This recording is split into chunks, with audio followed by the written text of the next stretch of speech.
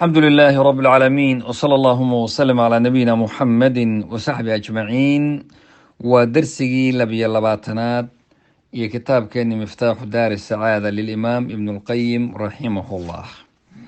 وحولي ابن القيم الله سبحانه وتعالى حكم بدن باجرة وابتلاها امتحانات كأنبياء إلهي لمريي qaar jirooyin lagu imtixaamay, qaar la laayay, qaar la dhibay, qaar magaaladoodii laga saaray. wixii la soo mariyey ambiyada ilaahay iyo qisaskeeda qur-aanka aynu ku aragnay iyo addoomaha kale ee mu'miniinta aba waa wax caqligaagu uusan keeni karin, waa wax uusan qofku fahmi karaynin ilaa inuu dareemo moogiyo qofkaas waxaa la marinayay yacni jisri waa deked ama boondo ama jaranjaro oo mixni iyo dhibaato iyo ibtilaa baa la marinayay si uu ugu gudbo u guulaysto.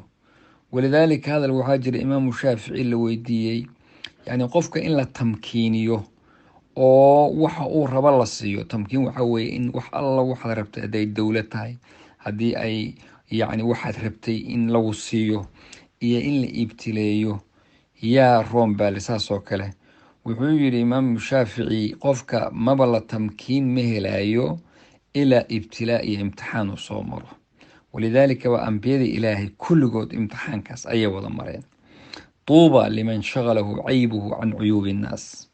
waxaa ka mid a arrimaha muhimka ah yacni geedda janno iyo wanaag oo dhan waxaa iska leh qofkii ceebtiisu ay ka mashquuliso ceebaha dadka kale.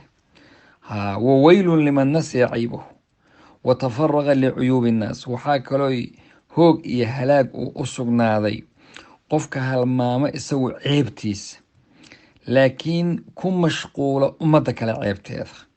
haadaa min calaamati shaqaawa leeha, waa ayaan darrada calaamada lagu garto wey. adiga in ceebtaadu ayna kuu muuqanin laakiin ummadda kale ceebahoodu ay kuu noqdaan. ayib, walidaalika baa waxaa la yidhaahdaa yacni qofka ogow walinaasi alsunu, ummaddu carabay leedahay. haddaad carabkaaga laga magangeli waayo ceebaha qofkeena tatabucana man tatabaca cawrata akhiih tatabaca allaahu cawratahu. qofkii cawrada dadka kala tatabuco raaraadiya, ceebahooda raaraadiya, maantoo dhan ka shaqeeya, ummadda dabagala, ilaahay baa dabagelaya isagana, allah baa ceebtiisa isagana soo saaraya. ayib, لما كانت خاصة العقل النظر إلى العواقب والغايات يعني كان أعقل الناس أتركهم. dadka waxyaabo badan oo waxaa jira markuu ruuxu fiiriyo si wanaagsanna uu u fiiriyo cawaaqibta umuurta iyo gaayaadka yoolka ay ku dhammaanayso, markuu ka fikiro dadka caqliga lihi waa kuwa ka taga lima tarajaxad mafsadatuhu fi lcaaqiba. yacni mafsadadiisa iyo xumaantiisu ciribta dambe marka la fiiriyo shayga ay rajaxan tahay way iska daynayaan, walow ladda iyo manfaca macaansi yar iyo manfaco hadda yasiiro aba ha lahaadeen. yacni shaygii adduunka markaad joogto waxbaad isleedahay wax wanaaga buu leeyahay, laakiin haddii loosii dhabagalo shaygaa mafsadadiisa ayaa ka badan, qofka caaqilkii wuu iska daynayaa. wax badan baa sharciga alla lagu arkaa labada ismi ee rabbi subxaanahu watacaala, asmaada ilaahay alcasiiz iyo alxakiim oo isla socda. alcasiiz alxakiim labadooda aayaad badan, aayaadka tashriica iyo takwiinka isla socda. taas waxay leeyihin culimmadu waxay ku tusinaysaa ana masdara daalika kullih inuu yahay can xikma, inuu kasoo baxayo ee arrintaas kulligeed oo ah xakiim, wax walba oo sharciga ilaahay ihi can xikmatin baaliga wa cizatin qaahira. yacni xikmad weyn ayay oo xeel dheer bay kasoo baxayaan sharciga ilaahay, cize iyo qaahira yacni awood iyo xikmo. xakiim alladii yadacu kula shayin mawdicahu baa layihi, wax walba meesha ku habboon allah dhiga wey subxaana wa tacaala. waxaa ka mid a kitaabka waxyaabaha qeybaha dambe ee gebagabada uu ku sheegay adiyara. diyaradu waxaa weye baasaysiga, shirkigay ka mid tahay.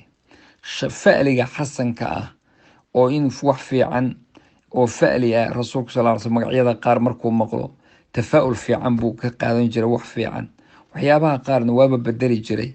marka diyaradu baasaysigu waxaa weeyaan shirki wuu ka mid yahay.